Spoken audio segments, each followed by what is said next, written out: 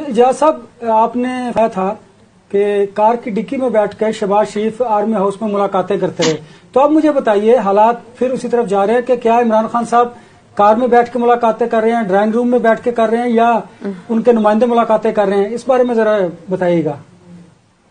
دیکھیں، کار کی ڈگی کا مطلب تھا کہ مشابت، اور مجھے انہوں نے کہا کہ آپ اس بات میں معافی مانگیں۔ میں نے کہا شہباز شریف حلف دے دیں مجھے کہ وہ نہیں گئے ملنے کے لیے، تو میں ان سے دست بدستہ معافی مانگ لوں گا۔ خان صاحب بھی ملیں گے انشاءاللہ، فرنٹ سیٹ پہ بیٹھ کے ملیں گے، اس میں کون سا حرج ہے؟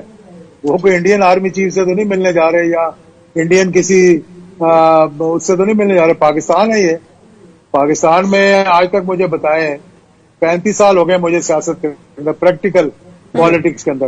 اگر آج میں گن کر آپ کو بتا دوں، میں نے نوٹ کیا ہوا ہے کیونکہ میری کتاب میں آئے گا کہ Peoples Party, P M L N, J you